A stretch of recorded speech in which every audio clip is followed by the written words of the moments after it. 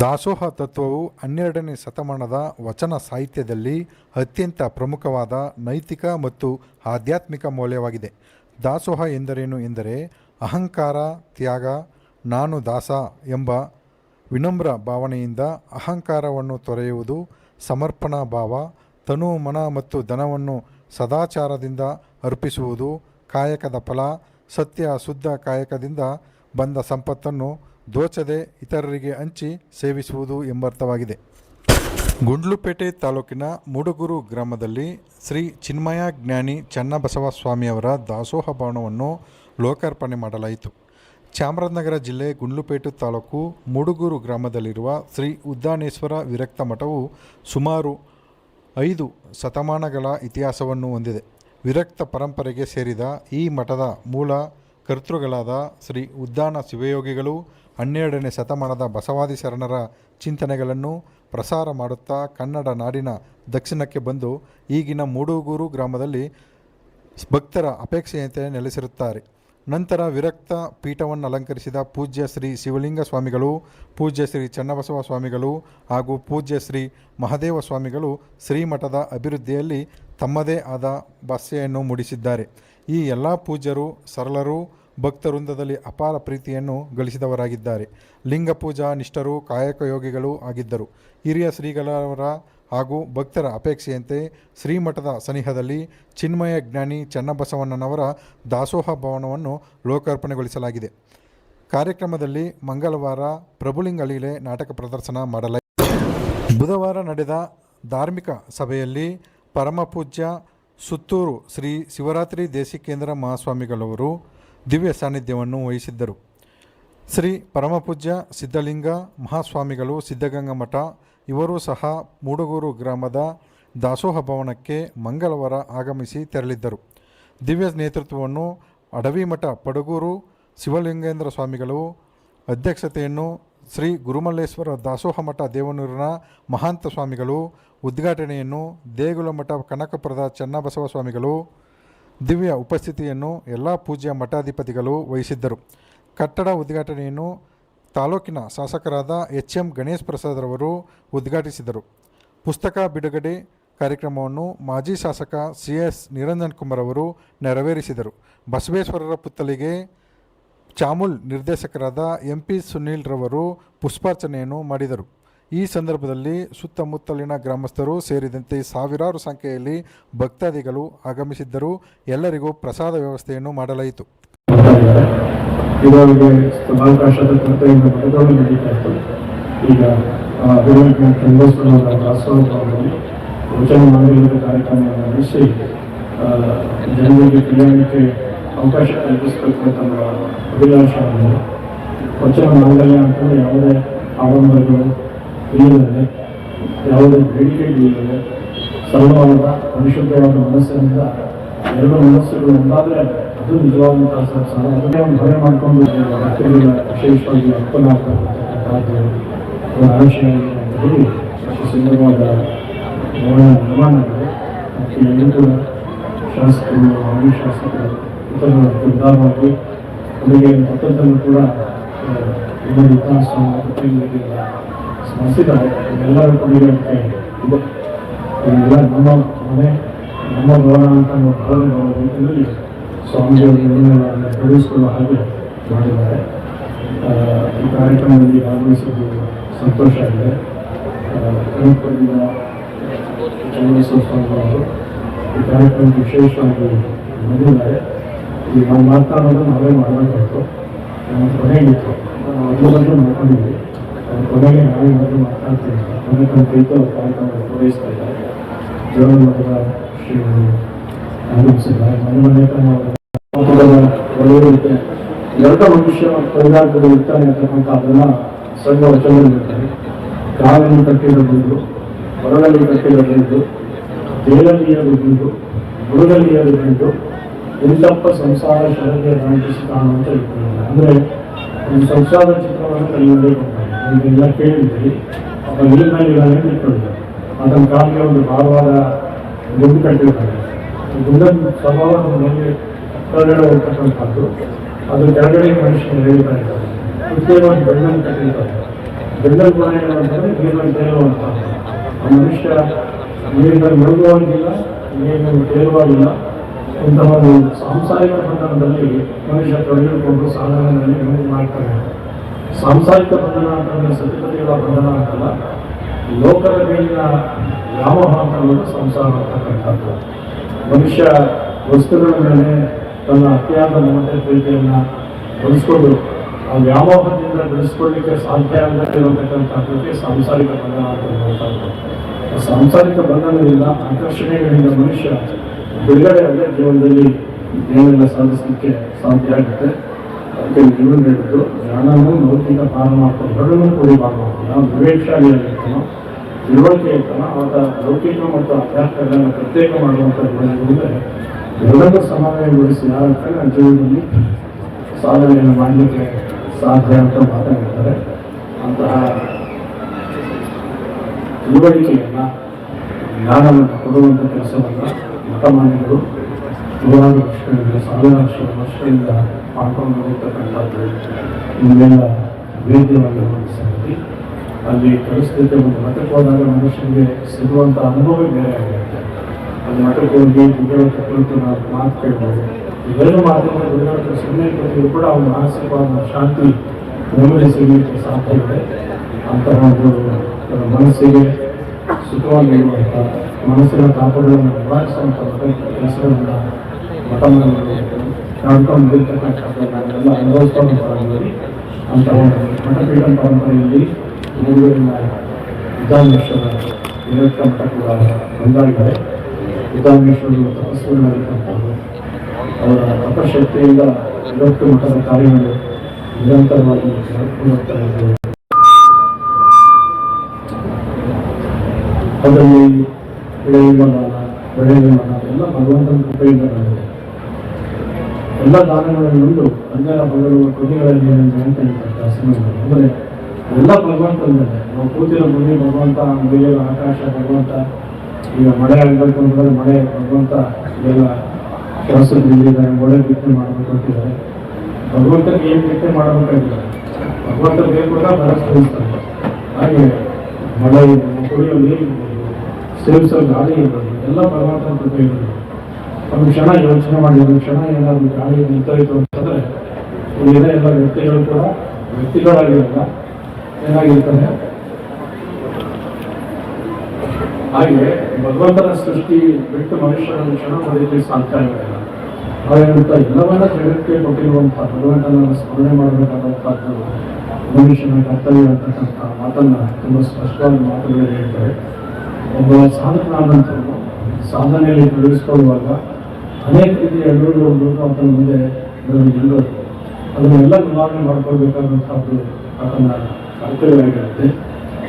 ಎಲ್ಲ ಚಿಕ್ಕವು ಹತ್ತಿ ಎಣ್ಣು ನೋಡಯ್ಯ ವಿಚಾರಿಸಿ ಹೋಗಿದ ಹೃದಯ ಬಸವನ ಮಾತು. ಅಂದರೆ ಪ್ರತಿ ಬಸವಣ್ಣ ಅಂತ ಹೇಳೋದು ಪ್ರತಿಯೊಬ್ಬ ಸಾಧಕನಾದಂಥ ಮನಸ್ಸಿನಲ್ಲೂ ಕೂಡ ಅಂಥ ಕ್ಷೋಭೆಗಳಿರುತ್ತೆ. ಅದನ್ನೆಲ್ಲ ಬಿಡುಗಡೆ ಮಾಡಿ ಮನುಷ್ಯ ಸಾಧನೆ ಪಥದಲ್ಲಿ ಬೆಳೀಬೇಕು ಅಂತಕ್ಕಂಥ ಮಾರ್ಗದರ್ಶನವನ್ನು ವ್ಯಕ್ತ ಮಾಡ್ತಾರೆ. ಅಲ್ಲಿ ಮಾಡಬೇಕು ಅಂದ್ರೆ ಮನುಷ್ಯನಿಗೆ ಏನೋ ಮಾತಾಡೋ ಮನುಷ್ಯ ನೀವು ಹಾಸ್ಟೆಲ್ ಸೇರಿಸಿದ್ರಿ, ನಿಮ್ಮ ಮಕ್ಕಳಿಗೆ ತೂಗಾಟ ಮಾಡ್ತಾರಂತೆ, ಏನು ಮಾಡೋದು ಕರ್ಕೊಂಡು ಹೋಗ್ತೀರ. ನಮ್ಮನೇಲಿ ಕಂಟ್ರೋಲ್ ಮಾಡೋಂಗಿದ್ರೆ ನಿಮ್ಮ ಹತ್ರ ಕಂಟ್ರೋಲ್ ಅಲ್ಲ, ನಾವೇ ಕೂಡ ಸರಿ ಮಾಡ್ತಿರ್ತೀವಿ. ಮಠಕ್ಕೆ ಸರಿಸೋದು ಯಾವ್ದಕ್ಕೆ ಹೇಳಿದ್ರೆ ಅವ್ರು ಶಿಸ್ತು ಕಲಿಸ್ತೀವಿ, ಒಳ್ಳೆ ಸಂಸ್ಕಾರ ಬರುತ್ತೆ. ನಮ್ಮ ಮಕ್ಕಳು ತಿದ್ದಿ ಮುಂದೆ ಸಮಾಜದಲ್ಲಿ ಉಪಯೋಗ ಆಗಬೇಕು ಅಂತ ಅದನ್ನು ನೀವೇನಾದ್ರು ಮಾಡ್ಕೋಬೋದು. ನಿಮ್ಮ ಶಿಕ್ಷಕರಿಗೆ ನಾನು ಕಲಿಸ್ಪಟ್ಟಿದ್ದೇನೆ ಅಂದರೆ ಮಕ್ಕಳಲ್ಲಿ ಅಂಥ ಸಂಸ್ಕಾರ ಮಾಡುವಂತಹ ಕೆಲಸ ನಿರಂತರವಾಗಿ ನಡ್ಕೊಂಡು ಬಂದಿದೆ. ಮನುಷ್ಯನಿಗೆ ಜ್ಞಾನ ಸಂಪಾದನೆ ಬಹಳ ಮುಖ್ಯವಾದಂತಹದ್ದು. ಜ್ಞಾನೇನ ಈಗ ಪಶುಭಿ ಸಮಾನ ಅಂತ. ಈ ಜ್ಞಾನೇನ ಸದೃಶಂ, ಜ್ಞಾನಕ್ಕೆ ವಿಧವಾದಂಥ ವಸ್ತು ಮತ್ತೊಂದಿಲ್ಲ. ಯಾವತ್ತ ಜ್ಞಾನಿಯಾಗಿರ್ತಾನೋ ಮತ್ತು ಜಗತ್ತಿನ ಲೋಕಪೂಜ್ಯನಾಗಿರ್ಲಿಕ್ಕೆ ಸಾಧ್ಯ ಆಗುತ್ತೆ. ಯಾವುದೇ ಒಂದು ರಾಜ ಮಹಾರಾಜನಿಗೆ ಅವ್ರದೇ ಆದಂತಹ ಒಂದು ವ್ಯಾಪ್ತಿ ಇರುತ್ತೆ. ಆದರೆ ಜ್ಞಾನಿ ಆದವನಿಗೆ ಯಾವ ಭೌಗೋಳಿಕವಾದಂತಹ ವ್ಯಾಪ್ತಿಗಳನ್ನು ಮೀರಿ ತನ್ನ ವ್ಯಕ್ತಿತ್ವವನ್ನು ಜಗತ್ತಿಗೆ ಪಸರಿಸುವಂತಹ ಅವಕಾಶಗಳಿರುತ್ತೆ. ಅದನ್ನು ಮಠಮಾನ್ಯಗಳು ಮಾಡಿರ್ತಕ್ಕಂಥದ್ದು ನಿಮಗೆಲ್ಲ ವೇದ್ಯವಾಗಿರುವಂಥದ್ದು. ನಮ್ಮ ಭಾರತ ದೇಶ ಆಧ್ಯಾತ್ಮಿಕವಾಗಿ ಶ್ರೀಮಂತವಾದಂಥದ್ದು, ಸಂಪತ್ಭರಿತವಾದಂಥದ್ದು, ಸಾವಿರಾರು ವರ್ಷಗಳ ಒಂದು ಇತಿಹಾಸವುಳ್ಳಂಥದ್ದು. ಇವತ್ತು ವೈಜ್ಞಾನಿಕವಾಗಿ ಏನು ಸಂಶೋಧನೆಗಳು ನಡೀತಾ ಇದೆ, ಅದನ್ನು ಸಂಶೋಧನೆಗಳನ್ನು ಪ್ರಕಟಿಸ್ತಾ ಇದ್ದಾರೆ. ಆ ಸಂಶೋಧನೆಗಳಿಗೆಲ್ಲ ಮೂಲ ಬೇರು ನಮ್ಮ ಭಾರತದ ಸಂಸ್ಕೃತಿಯಲ್ಲಿ ಋಷಿಗಳಿರ್ಬೋದು, ತಪಸ್ಸುಗಳಿರ್ಬೋದು, ಅವರ ದಿವ್ಯಜ್ಞಾನದಿಂದ ದೃಷ್ಟಿಯಿಂದ ಜಗತ್ತನ್ನು ಕಂಡುಕೊಂಡಿರುವಂತಕ್ಕಂಥದ್ದು ಭಾರತೀಯರು ಹೆಮ್ಮೆ ಪಡಬೇಕಾದ ಸಂಗತಿ. ಅಂತ ಒಂದು ದೊಡ್ಡ ಪರಂಪರೆ ಭಾರತ ದೇಶಕ್ಕಿದೆ. ಇಲ್ಲಿ ಪ್ರಾಚೀನವಾದಂತಹ ಗ್ರಂಥಗಳಿವೆ, ಅದನ್ನು ಜಗತ್ತಿನಾದಂಥ ಪ್ರಶಂಸಿಸುವಂಥದ್ದಿದೆ. ಜರ್ಮನಿಯಲ್ಲಿರುವಂಥ ಮ್ಯಾಕ್ಸ್ವೆಲ್ ಆದಂಥ ಒಬ್ಬ ವ್ಯಕ್ತಿ ನಮ್ಮ ಭಾರತೀಯ ಧಾರ್ಮಿಕ ಗ್ರಂಥಗಳನ್ನು ಓದಿ ಅವನು ತಿಲಾದ ತೆಗೆಯೋದೇನಂತಂದರೆ, ಇಷ್ಟು ಪವಿತ್ರವಾದಂತಹ ಗ್ರಂಥಗಳಿದೆ, ಅಲ್ಲಿ ಹಿಮಾಲಯ ಇದೆ, ಜಗತ್ತಿನಲ್ಲಿ ಎತ್ತರವಾದಂಥ ಸ್ಥಳ ಇದೆ, ನನಗೆ ಇನ್ನೊಂದೇನಾದರೂ ಜನ್ಮ ಇದೆ ಅಂತಂದರೆ ಭಾರತದಲ್ಲಿ ಹೋಗಬೇಕು, ಎಲ್ಲಿಂದ ಹಿಮಾಲಯದಲ್ಲಿ ಮುಟ್ಟಬೇಕು ಅಂತಕ್ಕಂಥ ಆಸೆಯನ್ನು ನೂರಾರು ವರ್ಷಗಳಿಂದ ವ್ಯಕ್ತ ಮಾಡೋದು ಅಂತಂದರೆ ಭಾರತದ ಸಂಸ್ಕೃತಿ ಎಷ್ಟು ವಿಶೇಷವಾದಂಥದ್ದು ಯಾರಿಗಾದರೂ ಮನವರಿಕೆ ಆಗ್ತಕ್ಕಂಥದ್ದು. ಆ ಪರಂಪರೆ ನಿರಂತರವಾಗಿ ಬೆಳೆದಿದೆ. ಯಾವ್ಯಾವ ಕಾಲಕ್ಕೆ ಧರ್ಮದ ಪ್ರಚಾರ ಮಾಡೋದ ರೀತಿಯೋ ನಮ್ಮಲ್ಲಿ ಮಹಾತ್ಮರು ವಿಧಿಸಿ ಬಂದಿರತಕ್ಕಂಥದ್ದು ಇತಿಹಾಸದ ಪುಟಗಳಲ್ಲಿ ಕಾಣ್ತಕ್ಕಂಥದ್ದು. ಅದನ್ನು 12ನೇ ಶತಮಾನ ವಿಶೇಷವಾಗಿ ಬಸವಾದಿ ಮತರು ಈ ನಾಡಿಗೆ ಕೊಟ್ಟಂತಹ ಕೊಡುಗೆ ಅಪೂರ್ವವಾದಂತಹದ್ದು, ಜಗತ್ತು ಯಾವತ್ತೂ ಮರೆಯಲಿಕ್ಕೆ ಸಾಧ್ಯ ಇಲ್ಲತಕ್ಕಂಥದ್ದು. ಸಾರ್ವಕಾಲಿಕ ಸತ್ಯಗಳನ್ನು ಜಗತ್ತಿಗೆ ಕೊಟ್ಟಂತಹ ಕೀರ್ತಿ ಕ್ಷಣಗಳಿಗೆ ಸಲ್ಲುವಂತಹದ್ದು. ಮತ್ತು ಪ್ರತಿಯೊಬ್ಬ ಮನುಷ್ಯ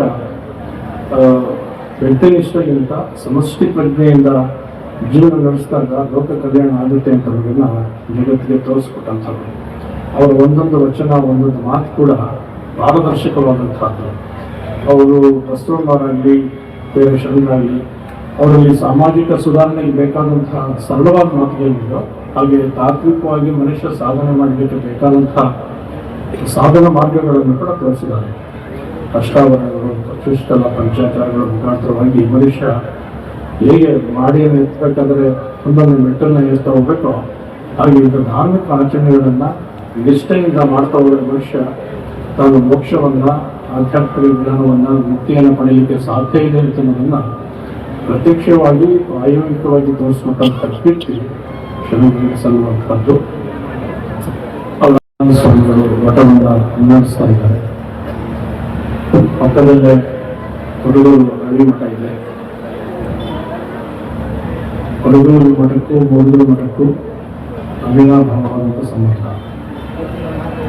ಮಠಗಳ ಹೆಸರು ಸ್ಥಳ ಬೇರೆ ಇದ್ರು ಕೂಡ ಎರಡೂ ಒಂದೇ ಮಠಗಳು ಅಂತ ಜನ ಭಾವಿಸಿದ್ದಾರೆ ಅಂತಂದರೆ ಅದು ಅತಿಶಯೋಕ್ತಿ ಮಾತಲ್ಲ. ಅಷ್ಟು ಅನ್ಯೋನ್ಯವಾದ ಬಾಂಧವ್ಯ ಸಂಬಂಧ ಈ ಎರಡು ಮಠಗಳ ನಡುವೆ ಇರತಕ್ಕಂಥದ್ದು.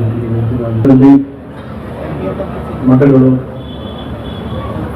ಎಲ್ಲ ಕ್ಷೇತ್ರಗಳಲ್ಲಿ ಶೈಕ್ಷಣಿಕವಾಗಿ, ಸಾಂಸ್ಕೃತಿಕವಾಗಿ, ಸಾಮಾಜಿಕವಾಗಿ ಮಹತ್ತರವನ್ನು ಸೇವೆಯನ್ನು ಸಲ್ಲಿಸ್ತಾ ಬಂದಿದೆ. ಕೆಲವು ವರ್ಷಗಳ ಹಿಂದೆ ಸಾಕ್ಷರತೆಯನ್ನು ಮಾಡಬೇಕು, ಗ್ರಾಮೀಣ ಪ್ರದೇಶದಲ್ಲಿರ್ತಕ್ಕಂಥ ಅನಕ್ಷರಸ್ಥರು ಕೂಡ ಆಂದೋಲನವನ್ನು ಕೇಂದ್ರ ಹಾಗೂ ರಾಜ್ಯ ಸರ್ಕಾರಗಳು ನಿಯಮಿತವಾಗಿ ಮಾಡುವಂಥದ್ದು.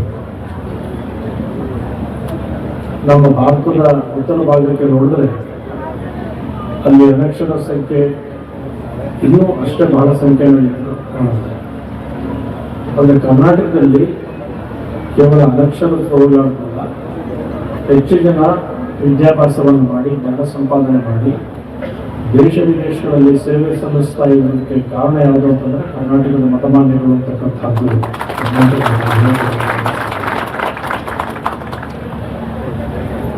ಇಲ್ಲಿ ಗುಂಡ್ಲುಪೇಟೆಯಿಂದ ಬೀದರ್ ತನಕ ಅನೇಕ ಮಠಗಳು, ಪ್ರಮುಖ ಮಠ ಇರ್ಬೋದು, ನಮ್ಮ ಮಠ ಇರ್ಬೋದು, ಸಿದ್ಧಗಂಗಾ ಮಠ ಇರ್ಬೋದು, ಚಿತ್ರದುರ್ಗ ಇರ್ಬೋದು, ಹಾಗೆ ಧಾರವಾಡ ಮುರುಘಾ ಮಠ ಇರ್ಬೋದು, ನಾಗನೂರು ಮಠ ಇರ್ಬೋದು, ಮಲ್ಕಿ ಮಠ ಇರ್ಬೋದು. ಹೀಗೆ ಒಂದೊಂದು ಮಠ ಕೂಡ ತಮ್ಮ ಕಾರ್ಯವ್ಯಾಪ್ತಿಯಲ್ಲಿ ಎಷ್ಟೆಲ್ಲ ಸೇವಾ ಕಾರ್ಯಗಳನ್ನು ಮಾಡಲಿಕ್ಕೆ ಸಾಧ್ಯ ಇದೆ ಅಷ್ಟನ್ನು ನಡೆಸ್ಕೊಂಡು ಬಂದಿದೆ. ಒಂದು ಮಠದಲ್ಲಿ ವ್ಯಾಸಂಗ ಮಾಡಿದ್ರೆ ಮಕ್ಕಳಿಗೆ ಕೇವಲ ಜ್ಞಾನ ಸಂಪಾದನೆ ಅಲ್ಲ, ಒಂದು ಸುಸಂಸ್ಕೃತವಾದ ಜೀವನವನ್ನು ನಡೆಸುವಂತಹ ಒಂದು ಅವಕಾಶಗಳು ಕೂಡ ಮುಖ್ಯ ಆಗುತ್ತೆ.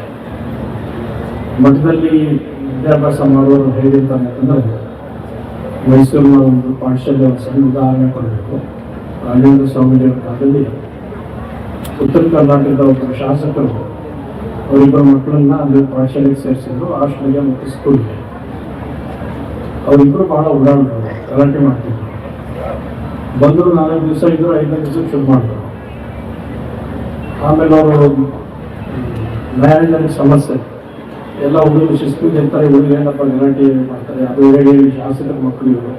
ನಾವು ಕೇಳೋಂಗಿಲ್ಲ, ಬಡಿಯೋಂಗಿಲ್ಲ, ಮಾತಾಡೋಂಗಿಲ್ಲ, ಓಡಾಡ್ತಾನೆ ತಪ್ಪಿಸೋದು ಹೇಗೆ ಅಂತ ಒಂದು ಸ್ವಾಮಿಯವರು ಬಂದು ದಿವಸ ದೂರ ಹೇಳ್ತಿದ್ರು. ಅವರೆಲ್ಲ ಸರಿಪಡಿಸಿ ಅಂತ ಹೇಳ್ತಿದ್ರು. ಹೇಳ್ತಿದ್ರೆ ಹೊತ್ತು ಸರಿ ಹೋಗಿಲ್ಲ.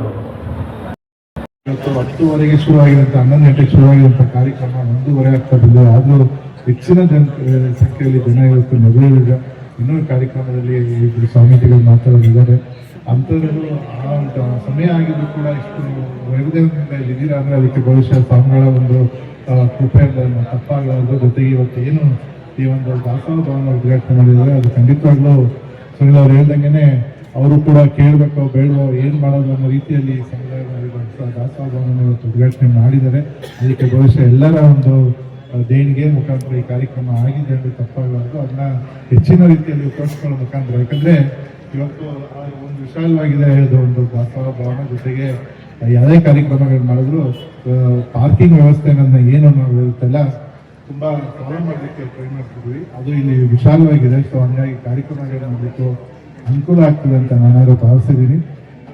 ಜೊತೆಗೆ ಇವತ್ತೇನು ಗುಂಡ್ಲುಪೇಟೆ ಬಗ್ಗೆ ಮಾತಾಡ್ತಾ ಪುತ್ತೂರು ಶ್ರೀಗಳು ಹೇಳ್ದಂಗೆ ಸಾಂಸ್ಕೃತಿಕವಾಗೂ ನಾವು ಶ್ರೀಮಂತರಾಗಿರೋದ್ರಿಂದ ಈ ಕ್ಷೇತ್ರ ಇವತ್ತು ಹೆಚ್ಚಿನ ರೀತಿಯಲ್ಲಿ ನಾವು ಕಲೆಗಳಿಗೆ ಪ್ರೋತ್ಸಾಹಿಸಬೇಕಾಗಿದೆ. ಇವತ್ತೇನು ಪ್ರಭುಲಿಂಗ ನಾಟಕನ ಬೆಟ್ಟದ ಬಾಳಹಳ್ಳಿಯವರ ನಾಟಕದಲ್ಲಿ ಮಾಡಿದ್ದಾರೆ, ಅದಕ್ಕೆ ನಾವು ನಿಜವಾಗ್ಲೂ ಅವ್ರನ್ನ ಬೆಂಬಲಿಸಬೇಕಾಗಿದೆ. ಇವತ್ತು ಏನು ನಮ್ಮ ರಾಜ್ಯದಲ್ಲಿ ಕಲೆ ಸಂಸ್ಕೃತಿಗೆ ನಾವು ಹೆಚ್ಚಿನ ರೀತಿಯಲ್ಲಿ ಆದ್ಯತೆ ಕೊಟ್ಟರೆ ಖಂಡಿತವಾಗ್ಲೂ ನಮ್ಗೆ ಇನ್ನೂ ಹೆಚ್ಚಿನ ರೀತಿಯ ಬೆಳವಣಿಗೆ ಆಗಲಿಕ್ಕೆ ಅವಕಾಶ ಆಗ್ತದೆ ಅಂತ ಹೇಳ್ತಾ, ಈ ಒಂದು ಕಾರ್ಯಕ್ರಮದ ಯಶಸ್ವಿಗೆ ತಮ್ಮೆಲ್ಲರ ಸಹಕಾರ, ಪ್ರೀತಿ, ವಿಶ್ವಾಸ ಹೀಗೆ ಇರಲಿ. ಮುಂದಿನ ದಿನಗಳಲ್ಲಿ ಮಠದ ಅಭಿವೃದ್ಧಿಗೆ ನಿಮ್ಮೆಲ್ಲರ ಹೆಚ್ಚಿನ ರೀತಿಯಲ್ಲಿ ಸಹಕಾರ ಇರಲಿ ಅಂತ ಕೇಳ್ತಾ ನನ್ನ ಈ ಕಾರ್ಯಕ್ರಮ ಬಹಳ ಸಾವಿರಾರು ಸಂಖ್ಯೆಯಲ್ಲಿ, ದೊಡ್ಡ ಸಂಖ್ಯೆಯಲ್ಲಿ ಬಂದು ಈ ಒಂದು ಕಾರ್ಯಕ್ರಮದಲ್ಲಿ ಮುಡುಗೂರು ಮಠದಲ್ಲಿ ಬಂದು ಕಾರ್ಯಕ್ರಮದಲ್ಲಿ ಭಾಗವಹಿಸಿದಂಥದ್ದು.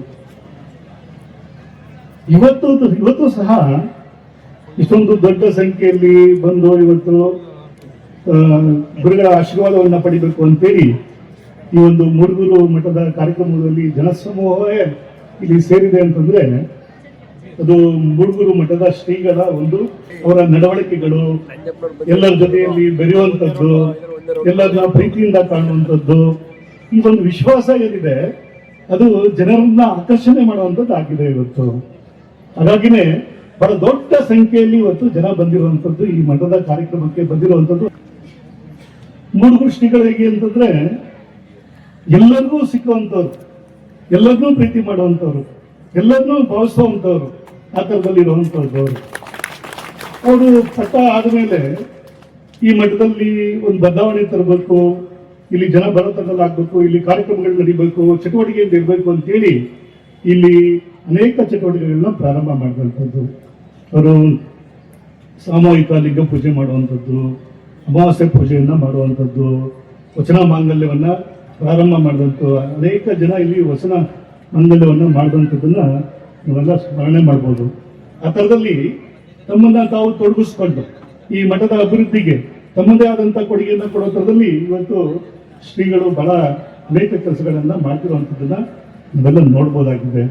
ಅದೇ ರೀತಿ ಅನೇಕ ಸಂಘ ಸಂಸ್ಥೆಗಳಿಗೆ ಏನಾದ್ರು ಕಾರ್ಯಕ್ರಮ ಕರಿಬೇಕು ಅಂತಂದ್ರೆ ಯಾರು ಅಂತಂದ್ರೆ ಇವತ್ತು ಎಲ್ಲರಿಗೂ ಒಂದು ಥರದಲ್ಲಿ ಅಡ್ಜಸ್ಟ್ ಆಗುವಂಥವ್ರು ಅಂತಂದ್ರೆ ಅದು ಮುಡುಗೂರು ಶ್ರೀಗಳಾಗಿದ್ದಾರೆ. ಈಗ